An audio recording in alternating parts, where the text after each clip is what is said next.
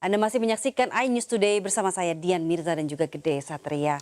Pemirsa, hingga tadi malam Komisi Pemilihan Umum sudah melakukan rekapitulasi nasional di 36 provinsi. Iya, KPU akan melanjutkan rekapitulasi dua provinsi terakhir, yaitu Papua dan Papua Pegunungan pada hari ini.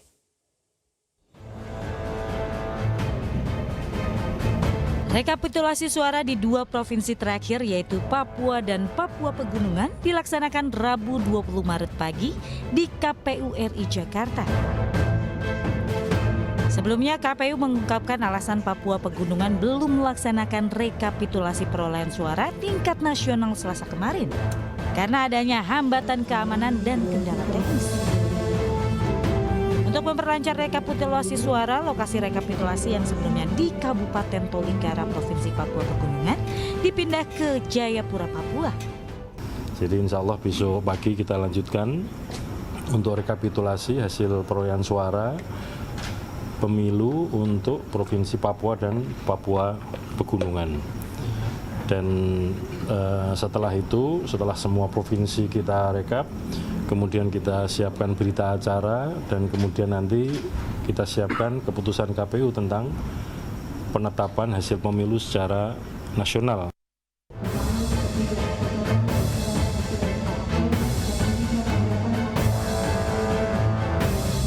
Sementara itu jajaran KPU Papua dan KPU Papua Pegunungan dijadwalkan terbang ke Jakarta Selasa malam pada pukul 22 waktu Indonesia Timur dengan membawa hasil rekapitulasi suara tingkat provinsi.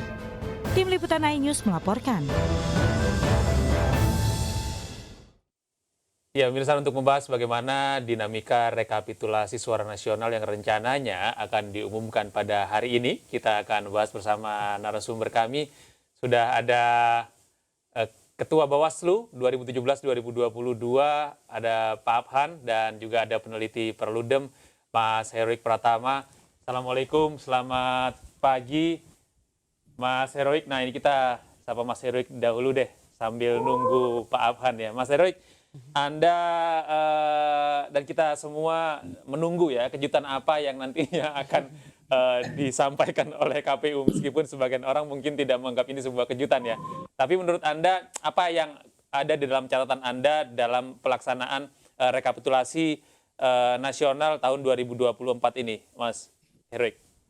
Ya, kalau kita lihat memang hari ini adalah batas terakhir KPU dalam menentukan rekapitulasi hasil pemilu yang seperti kita ketahui di Indonesia rekapitulasi itu dilakukan secara berjenjang dan manual. Iya, gitu ya. iya. Mulai dari KPPS, kemudian ke kecamatan dilakukan oleh PPK, lalu ke kabupaten kota, provinsi sampai dengan di level nasional.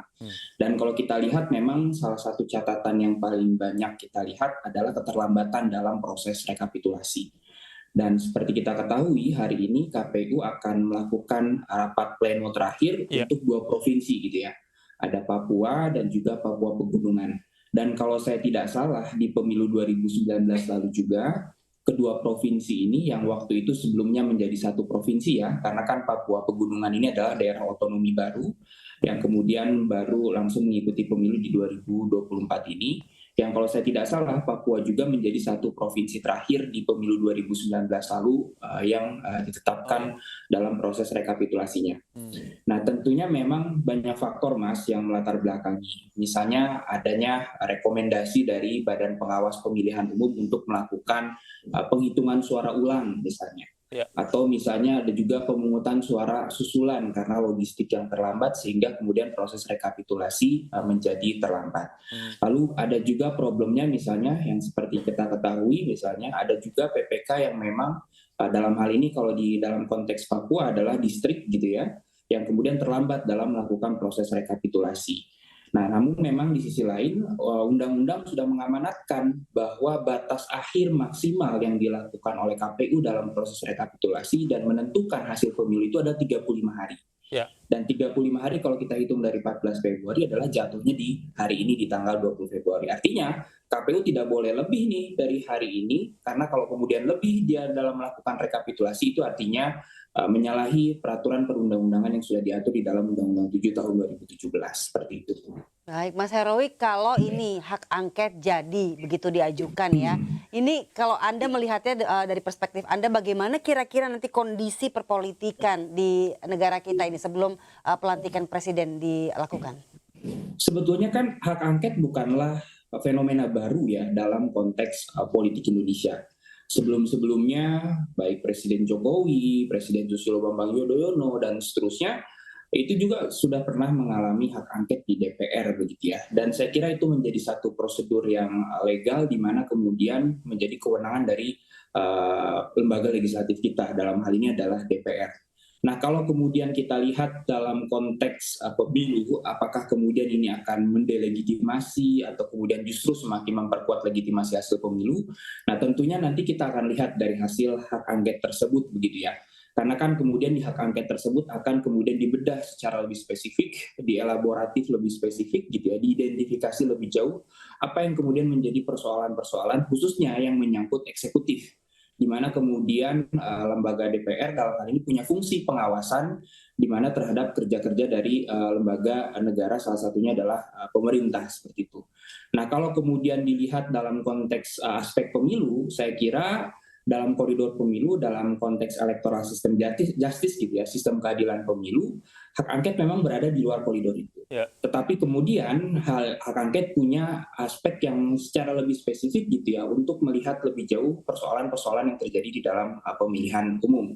Karena kan kalau di dalam pemilu, jika ingin ada yang tidak puas terhadap hasil pemilu, maka nanti dia akan ke Mahkamah Konstitusi, menjadi satu jalur terakhir peradilan yang kemudian nanti akan menyelesaikan perselisihan hasil pemilu di dalamnya ketika kemudian ada peserta pemilu yang tidak puas terhadap hasil pemilu tersebut, seperti itu. Ya, Mas Heroik, kalau Anda melihat hari-hari terakhir ini akademisi, pakar IT dan sejumlah tokoh masyarakat ini kan menyuarakan banyak sekali bentuk-bentuk dugaan kecurangan ya, sehingga bisa jadi sebuah cara untuk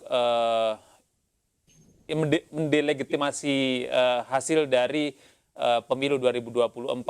Menurut Anda seperti apa dengan adanya pengumuman yang akan dilakukan oleh KPU hari ini?